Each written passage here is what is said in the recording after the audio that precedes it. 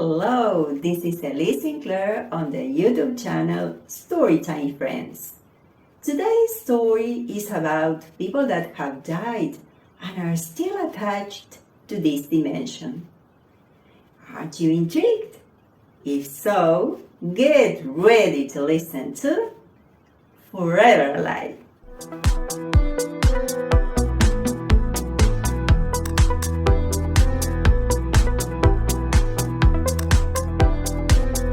Good evening, guys. Your best sound is once again with you to enjoy the best music that you choose, Griffin said on his radio program.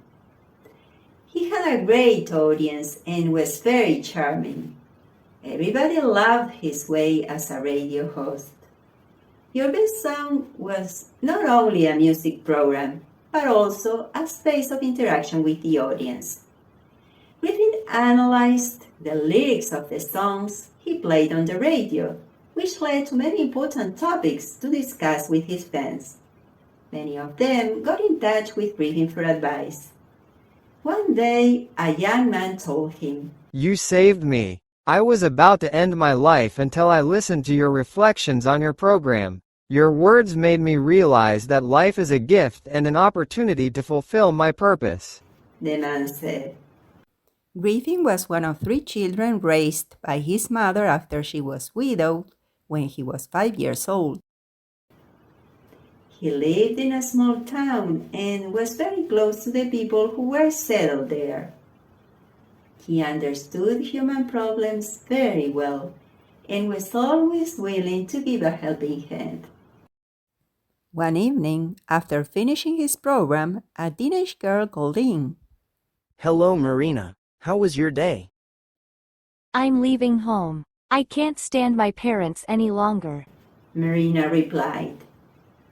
Griffin tactfully convinced her that she was going to make a big mistake. She wanted to leave school to run away with her boyfriend, who was a drug addict. A few days later, Marina's mother went to the radio station to thank Griffin and give him a gift.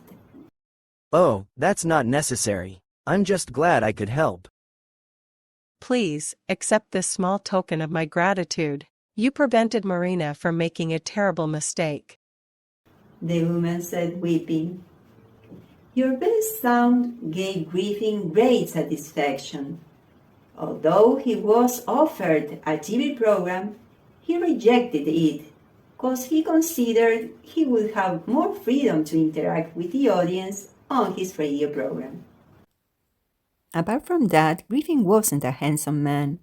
He was bald with a prominent nose and crooked teeth, but he had a clear, charming, and fantastic voice. He was in his late 40s and wasn't married yet. He only had a romantic relationship with a young woman a long time ago. A few months after he asked her to marry him, she died. Griffin was devastated and wasn't interested in having another romantic relationship since then. Kelly, a young producer that worked in the same radio station as Griffin, was drawn to him because of his polite manners and his personality. Griffin was very neat and always left a fragrant scent behind him because he used exquisite French perfumes, which kept Kelly under his spell. She took every opportunity she had to spend time with him. She was funny. Griffin enjoyed her company and laughing with her. After a long time trying to conquer him, he finally surrendered to her. They decided to live together, but cohabitation was very difficult. Griffin kept his flat spotless and impeccably tidy. Kelly, on the other hand, was messy and not particularly fond of cleanliness. Her clothes were scattered all around the bedroom floor. She loved taking off her shoes and putting her feet on the living room coffee table while watching TV, which got on Griffin's nerves.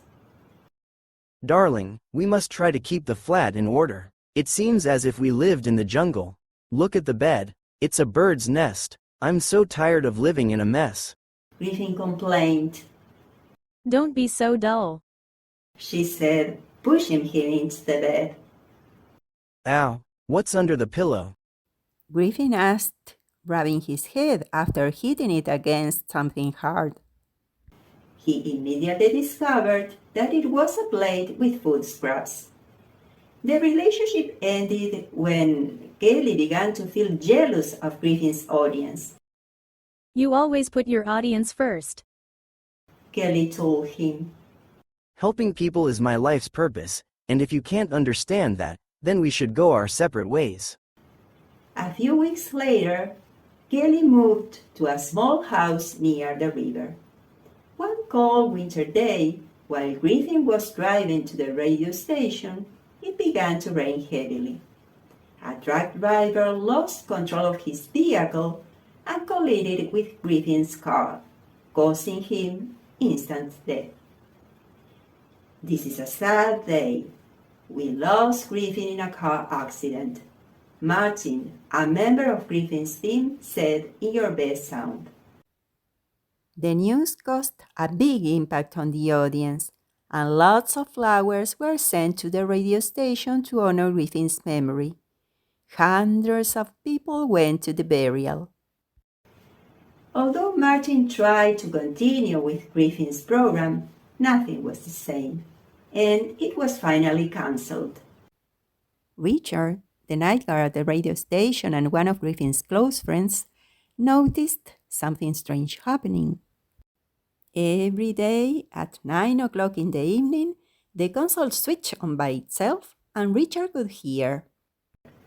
Good evening, guys. Your best sound is once again with you. Richard realized that Griffin's spirit was there, trying to communicate with him. He believed in life after death and knew he had to help Griffin cross over to another plane of existence. He lit a white candle for 9 days to guide him on his journey to the other side. I know that your program and helping people were your life's purpose, but you must continue helping us from where you are meant to be now. Richard said aloud. Suddenly, the console switched on by itself and a voice could be heard. Goodbye, friends. We'll meet again in the next episode. Richard smiled and said, Bye-bye, my dear friend. You'll be forever alive in people's hearts.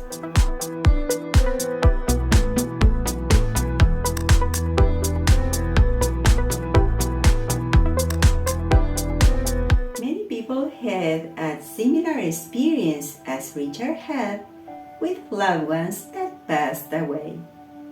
It's said that when somebody dies all of a sudden and feels that they haven't finished their mission in life yet, they get stuck in a plane close to ours and are unable to continue to another dimension. That's why it's so important to help them by saying prayers and lighting candles to give them the strength to carry on. It's good to remember them with joy. Nevertheless, if after a while we don't overcome the grief and remain attached to our loved ones that passed away, we don't let them go and advance in their spiritual path. Death is only an illusion. We leave this plane to continue in another one, where we can go ahead with our spiritual evolution. I hope that you enjoyed this story as much as I did sharing it with you. Remember to subscribe to the channel and turn on the notifications to find out about future videos. A big thanks to all of you for being part of our audience and for enriching our community with your reflections. Do you have a similar experience to the one in this story with a loved one that has passed away? Let us know about your experience. We are eager to hear from you because you're part of a big family. And as I always tell you, in the game of life, you are the stars.